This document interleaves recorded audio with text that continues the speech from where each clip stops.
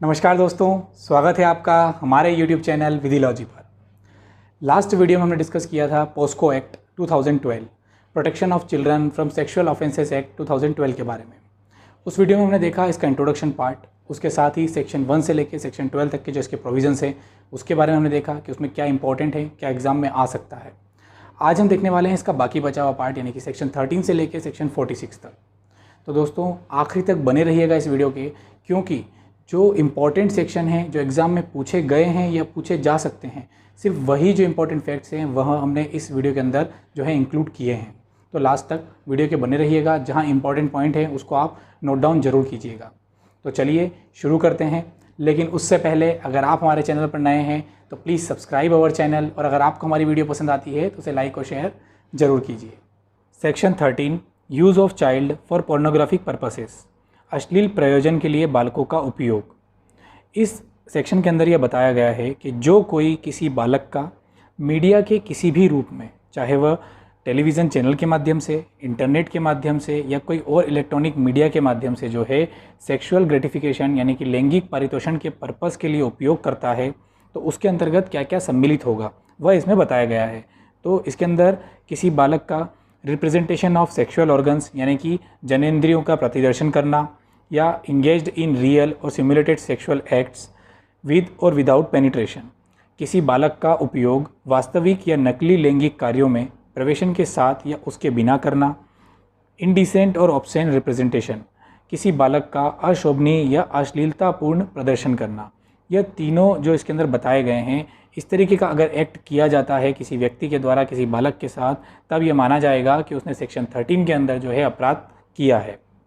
और इसके अंतर्गत जो अपराध किया जाएगा उसका जो दंड है यानी कि जो पनिशमेंट है वह सेक्शन 14 के अंदर बताया गया है। Section 14, punishment for using child for pornographic purposes. इसके अंदर जो दंड बताया गया है वह है कि अगर कोई व्यक्ति प्रथम दोष सिद्धि अगर उसकी सेक्शन 13 के अंदर अपराध जो है उसके अंतर्गत होती है, तब ऐसी स्थिति में नॉट लेस देन 5 ईयर्स मतलब मिनिमम 5 वर्ष का कारावास और जुर्माने से उसे दंडित किया जाएगा। परंतु यदि वह दूसरी बार दोषसिद्ध होता है या पश्चातवर्ती दोषसिद्ध होता है, तब ऐसी स्थिति में जो कारावास है वह 7 वर्ष मिनिमम और जुर्माने से उसे दंडित किया जाएगा। तो ये दोनों पॉइंट हमें यहाँ याद रखने हैं। इसके साथ ही यदि वह व्यक्ति सेक्शन 3, 5, 7, 9 में कोई अपराध करता है जो इस धारा में भी पनिशेबल है, तब इस सेक्शन में जो पनिशमेंट है उसके साथ सेक्शन 4, 6, 8, 10 के अधीन भी उसे पनिश किया जा सकेगा। यानी कि वहाँ जो दंड है वह तो मिलेगा ही, इसके साथ जो इस सेक्शन में जो पनिशमेंट है वह भी उसे यहाँ पर दिया जा सकेगा। तो ये एक इंपॉर्टेंट पॉइंट है, ये हमें यहाँ पर याद रखना है। Section 16, abetment of an offence यानी कि अपराध का दुष्प्रेरण। तो कोई व्यक्ति किसी अपराध के किए जाने का दुष्प्रेरण करता है जो किसी व्यक्ति को ऐसा अपराध करने के लिए इंस्टिगेट करता है यानी कि उकसाता है। इंगेज विद 1 और more person in conspiracy for doing an offence यानी कि जो है एक या अधिक व्यक्तियों के साथ जो है षड्यंत्र में शामिल होता है ऐसे अपराध को करने के लिए, या intentionally aids by any act और इलीगल ओमिशन। इसके अंतर्गत ये बताया गया है कि साशय सहायता करता है किसी ऐसे एक्ट को यानी कि किसी ऐसे कार्य को करने के लिए या उस कार्य में जो है अवैध लोभ कारित करने के लिए, ताकि जो है वो ऑफेंस हो यानी कि वो अपराध किया जा सके। तो ये सारे ही जो हैं दुष्प्रेरण के अंतर्गत आते हैं। अब दुष्प्रेरण का जो दंड है यानी कि जो पनिशमेंट है वो सेक्शन 17 में बताया गया है। इसमें बोला गया है कि उस दंड से जो अबेटेड ऑफेंस के लिए उपबंधित है वही पनिशमेंट जो है यहाँ पर जो दुष्प्रेरण करेगा उस व्यक्ति को दिया जाएगा। यानी कि जिस भी अपराध का वह दुष्प्रेरण कर रहा है उस व्यक्ति को उस अपराध के लिए जो उपबंधित दंड है यानी कि उस अपराध के लिए जो पनिशमेंट ऑलरेडी इसके अंदर बताई गई है वही पनिशमेंट जो है जो अबेटर है उसको इसमें दी जाएगी। तो ये हमें याद रखना है। यहाँ से जो इम्पोर्टेंट हमारे लिए जो पॉइंट बनता है वह यही है कि अबेटमेंट ऑफ एन ऑफेंस कौन से सेक्शन के अंदर दिया गया है, तो सेक्शन 16 के अंदर। Section 18, punishment for attempt to commit an offence. अब पीछे हमने देखा दुष्प्रेरण के लिए दंड, यहाँ बताया गया है प्रयत्न के लिए दंड। इसके अंदर कहा गया है कि जो कोई भी इस अधिनियम के अंतर्गत उपबंधित जो अपराध हैं, यदि वह अपराध करने के लिए प्रयत्न करता है तब, या फिर दुष्प्रेरण करने का प्रयत्न करता है, तब ऐसी स्थिति में उसे दंडित किया जा सकेगा ऐसे कारावास से जो कि उस अपराध के लिए जो उपबंधित है। ऐसी स्थिति में आजीवन कारावास से आधे तक, यानी कि अगर आजीवन कारावास उपबंधित है तो उसके आधे तक। अब यहाँ आजीवन कारावास से आप क्या समझते हैं? आप एक बार हमें कमेंट सेक्शन में ज़रूर बताइएगा कि लाइफ इम्प्रिजनमेंट कितने टाइम के लिए होता है, क्योंकि ये एक इम्पॉर्टेंट और एक जनरल अवेयरनेस के लिए भी हमें ये जानना बहुत ज़रूरी है, क्योंकि हम लॉ स्टूडेंट हैं कि आखिर लाइफ इम्प्रिजनमेंट में कितना टाइम कवर किया जाता है, क्योंकि वहीं से ये पता चलेगा कि जो हाफ़ किया जाएगा टाइम वह किस टाइम को देखते हुए किया जाएगा। तो ये आप हमें ज़रूर बताइएगा। दूसरा, 1/2 of the longest term of imprisonment, या तो आजीवन कारावास से आधा, और या फिर उसके लिए जैसे अगर 10 वर्ष या 20 वर्ष अगर उपबंधित जो दंड है, पनिशमेंट है, तो उसका जो आधा है वो यहाँ पर प्रयत्न के लिए दिया जाएगा। तो बस हमें यही याद रखना है कि आधा दिया जाएगा अगर लॉन्गेस्ट टर्म है यानी कि दीर्घतम अवधि है, अगर आजीवन कारावास है तब भी उसका आधा दिया जाएगा। सेक्शन 19, रिपोर्टिंग ऑफ ऑफेंसेस, अपराधों की रिपोर्ट करना। तो कोई व्यक्ति, उसके अंतर्गत बालक भी आता है, जिसको यह जानकारी है कि इस अधिनियम के अधीन कोई अपराध किए जाने की संभावना है यानी कि पॉसिबिलिटी है, या ऐसा किया जा चुका है यानी कि ऐसा अपराध हुआ है, तब वह ऐसी जानकारी जो है निम्न जो 2 लोग बताए गए हैं उन्हें उपलब्ध कराएगा। वो कौन होंगे?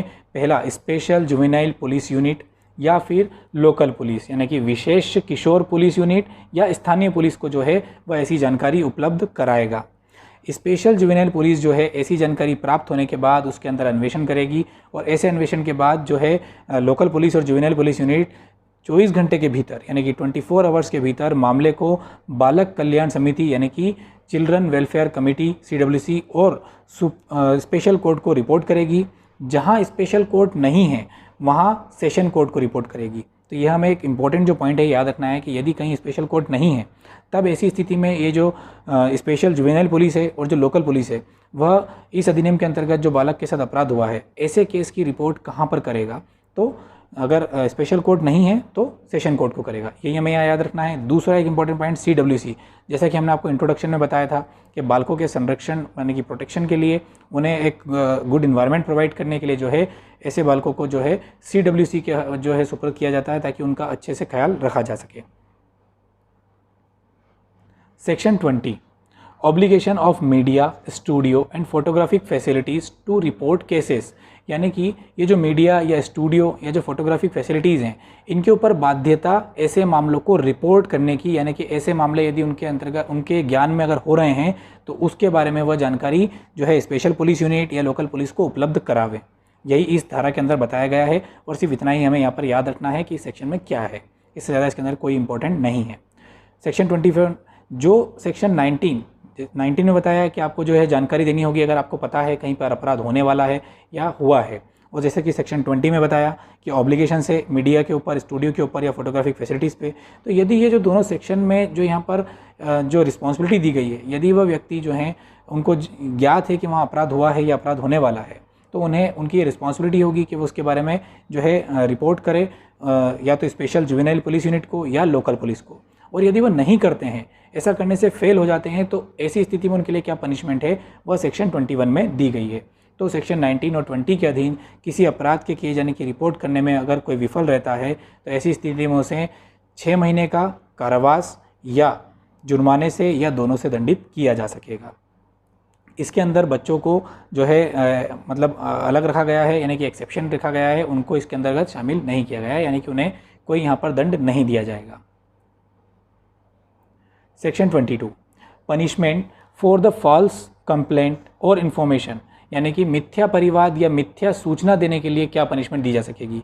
तो ये इस अधिनियम के अंदर ये बताया गया है कि यदि कोई व्यक्ति इस अधिनियम के अधीन जो उपबंध हैं, जो अपराध हैं, वह उनका प्रयोग जो है किसी को डिफेम करने के लिए या किसी को एक्सटोर्शन यानी कि उद्दीपन के द्वारा या किसी को धमकाने के लिए जो है इस अधिनियम के अंतर्गत जो मिथ्या परिवाद यानी कि झूठी कंप्लेन या झूठी सूचना उपलब्ध कराता है जो स्पेशल जुवेनाइल पुलिस यूनिट है या लोकल पुलिस को, तब ऐसी स्थिति में जो है उसे यहाँ पर दंडित किया जा सकेगा 6 महीने तक के कारावास से या जुर्माने से या दोनों से। ये एक इम्पॉर्टेंट सेक्शन है जहाँ पर यह बताया गया है कि अगर कोई इस अधिनियम का मिसयूज़ करता है और अगर ये प्रूव हो जाता है कि उसने इसका मिसयूज़ किया है तो ऐसी स्थिति में उसके लिए भी यहाँ पर दंड का प्रावधान है। इसलिए इम्पॉर्टेंट हो जाता है क्योंकि यहाँ से क्वेश्चन बन सकता है। Section 24, recording of statement of child, कथन अभिलिखित करना, जो बालक है उसके कथन अभिलिखित करना। उप निरीक्षक या उससे ऊपर की पंक्ति की महिला पुलिस अधिकारी द्वारा जो है कथन लिया जाएगा, यानी कि सब इंस्पेक्टर या उससे ऊपर की पंक्ति की महिला पुलिस अधिकारी होना चाहिए, वही जो है बालक का स्टेटमेंट यहाँ पर लिखेंगी। दूसरा, जो पुलिस अधिकारी होंगे वह अपनी जो यूनिफॉर्म है उसमें नहीं होंगे, सिविल ड्रेस में होंगे। बालक की जो पहचान है उसे संरक्षित रखी जाएगी तब तक जब तक कि विशेष न्यायालय इसके लिए अनुमति ना दे। पुलिस स्टेशन में रात्रि के समय बालक को डिटेंशन यानी कि निरुद्ध नहीं किया जाएगा। ये कुछ इंपॉर्टेंट फैक्ट्स है, हालांकि एग्जाम में ये नहीं पूछा जाएगा, आपसे सिर्फ यहाँ पर इतना ही पूछा जाएगा कि किस पंक्ति या कौन जो है यहाँ पर बालक के जो स्टेटमेंट है वो लिखेगा, अभिलिखित करेगा। तो उप निरीक्षक यानी कि सब इंस्पेक्टर या उससे ऊपर की पंक्ति का जो अधिकारी है वह, और उसमें भी जो है महिला अधिकारी जो है वह यहाँ पर बालक के स्टेटमेंट जो है अभिलिखित करेंगी। तो यही एक इंपॉर्टेंट पॉइंट है जो आपको यहाँ पर याद रखना है। सेक्शन 25, मजिस्ट्रेट द्वारा बालक के कथन का अभिलेखन। बस इसमें आपको इतना ही याद रखना है कि मजिस्ट्रेट जो हैं बालक के कथन कौन सी सेक्शन में अभिलिखित करेंगे, तो सेक्शन 25 में करेंगे, और जो प्रोसीजर होगी वह सेक्शन 164 ऑफ सीआरपीसी यानी कि जो दंड प्रक्रिया संहिता है उसके जो सेक्शन 164 है उसके अधीन जो है यहाँ पर कथन अभिलिखित किए जाएंगे मजिस्ट्रेट के द्वारा। Section 27, medical examination of child. तो इसके लिए भी सिर्फ आपको इतना याद रखना है कि जो बालक है उसकी जो चिकित्सीय परीक्षा है वह दंड प्रक्रिया संहिता की धारा 164A के अनुसार होगी। Section 28, designation of special courts, विशेष न्यायालयों का अभिहित किया जाना। राज्य सरकार हाईकोर्ट के मुख्य न्यायाधीश से परामर्श से सेशन कोर्ट को स्पेशल कोर्ट अभिहित करेगी, डेजिग्नेट करेगी। इसके साथ ही अगर कहीं पर यानी किसी ज़िले में यदि जो है स्पेशल कोर्ट डेजिग्नेट नहीं की गई है तब ऐसी स्थिति में वहाँ पे जो सेशन न्यायालय है वहाँ पर विशेष न्यायालय माना जाएगा। और इसके साथ ही एक और जो इम्पोर्टेंट पॉइंट है कि जो 2005 में जो बालक न्यायालय बनाए गए थे, यदि जो सेशन न्यायालय जिनको बालक न्यायालय बनाया गया है उस अधिनियम के द्वारा, तब जो है उन्हीं बालक न्यायालय को यहाँ पर विशेष न्यायालय समझा जाएगा। तो यही कुछ इंपॉर्टेंट पॉइंट्स हैं यहाँ पर।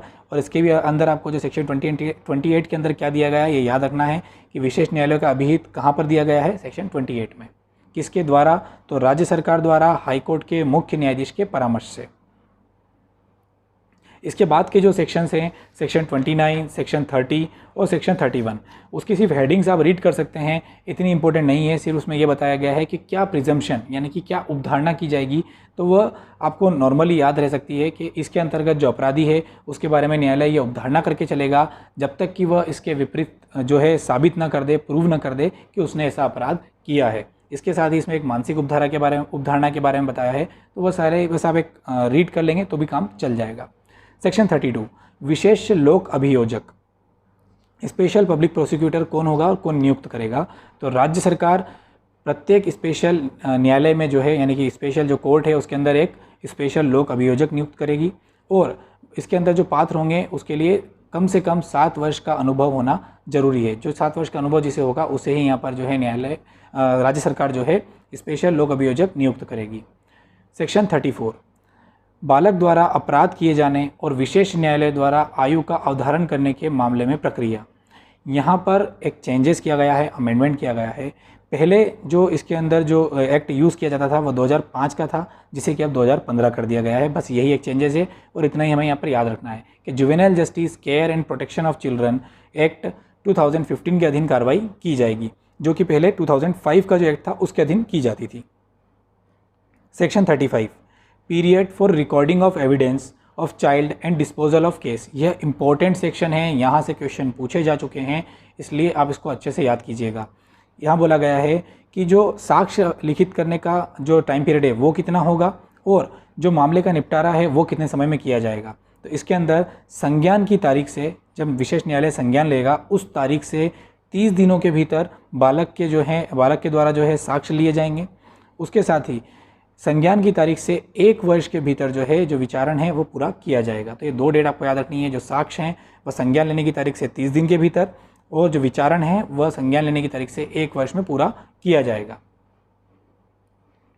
इसके बाद जो सेक्शन 36, 37, 38 और जो 39 है उसके अंदर ऐसा कुछ इंपॉर्टेंट नहीं है। उसके लिए आप सिर्फ एक सेक्शन वाइज जो उसका रीडिंग है वो लगा सकते हैं।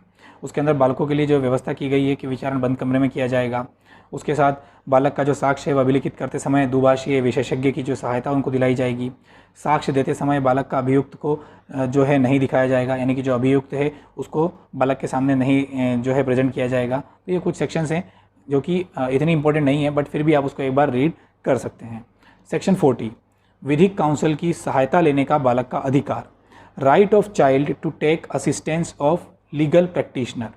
यह इंपॉर्टेंट है क्योंकि इसमें बताया गया है कि जो बालक है, जो चाइल्ड है, वह CRPC की सेक्शन 301 के प्रोविज़ो यानी कि परंतु के अधीन रहते हुए जो है उसके पसंद के जो लीगल प्रैक्टिशनर है उनकी सहायता ले सकता है, और या फिर यदि वह ऐसी सहायता लेने में असमर्थ है, उसका जो व्यय है वह उठाने में असमर्थ है, तब ऐसी स्थिति में जो लीगल सर्विसेज अथॉरिटी है वह जो है वहाँ पर उसे एक लॉयर उपलब्ध कराएगी, ताकि जो है वो उसका जो केस है वो उसकी तरफ से रिप्रेजेंट कर सके। तो यह इंपॉर्टेंट पॉइंट है। दो चीज़ें हैं, उसकी पसंद से अगर करता है तो CRPC सेक्शन 301 के परंतु के अंदर जो बंद है, और या फिर लीगल सर्विसेज अथॉरिटी जो है उसको लॉयर उपलब्ध करवाएगी।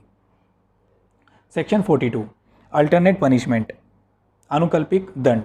तो यहाँ पर बताया, इसमें भी अमेंडमेंट हुआ है, ये आप याद रखिए। इसमें बहुत सारे सेक्शंस थे पहले, जिसकी जगह अब यहाँ पर जो है सब्सटीट्यूट करके दिया गया है कि IPC की section 376E, section 509 and section 67B of information technology 2000 act के अधीन भी अपराध गठित होने पर वह पनिशमेंट दिया जाएगा जो ग्रेटर इन डिग्री हो, यानी कि अगर इन धाराओं के अंदर भी कोई अपराध गठित हुआ है और इस अधिनियम के अंदर भी कोई अपराध गठित हुआ है, तब इन दोनों ही अपराधों में जिस अपराध के अंदर ज़्यादा पनिशमेंट, ग्रेटर पनिशमेंट होगा, उस अधिनियम के अंतर्गत जो है यहाँ पर जो है पनिशमेंट दिया जाएगा। यही सेक्शन 42 में बोला गया है। सेक्शन 44, अधिनियम के क्रियान्वयन की मॉनिटरिंग। तो यहाँ पर बताया गया है monitoring of implementation of act. तो ये कौन करेगा उसके बारे में इस सेक्शन के अंदर बताया गया है, वह इतना इंपॉर्टेंट नहीं है। यहाँ से जो क्वेश्चन बना है वो यही है कि किस सेक्शन के अंदर अधिनियम की क्रियान्वयन की मॉनिटरिंग के बारे में बंद किया गया है, तो सेक्शन 44 में। फिर भी अगर इसके अंदर आप देखना चाहते हैं तो दो टर्म इंपॉर्टेंट है। पहला, बालक अधिकार संरक्षण, जो कि राष्ट्रीय आयोग के द्वारा बनाया गया है, या फिर धारा 17 के अधीन गठित बालक अधिकार संरक्षण के लिए राज्य आयोग। तो ये जो दो राष्ट्रीय आयोग या राज्य आयोग हैं बालक अधिकार संरक्षण के लिए, यह इसके अंतर्गत जो है मॉनिटरिंग करते हैं। तो इसे आप यहाँ पर याद रख सकते हैं। और भी प्रोविजंस हैं, लेकिन इंपॉर्टेंट सिर्फ इतना ही है। सेक्शन 45, नियम बनाने की शक्ति केंद्र सरकार को होगी, और सेक्शन जो 46 है उसके अंदर कठिनाइयों को दूर करने की शक्ति के बारे में प्रोविज़न है, जो कि इस एक्ट के लागू होने से 2 वर्ष तक के लिए जो है वैलिड होती है। तो उसको भी आप जो है वो इम्पोर्टेंट इतना नहीं है, तो उसको आप छोड़ सकते हैं। तो यह जो पोस्को एक्ट है वह कंप्लीट हो गया है। इसके जो इंपॉर्टेंट पॉइंट्स हैं, अमेंडमेंट से रिलेटेड जो इंपॉर्टेंट पॉइंट्स है, वो हमने सारे यहाँ पर डिस्कस किए हैं। अगर आपको कोई डाउट है तो आप हमसे कमेंट सेक्शन में पूछ सकते हैं। इसका जो इंपॉर्टेंट MCQ वीडियो है वो भी हम जल्द लेकर आएंगे। Thank you for watching. Please like, share and subscribe.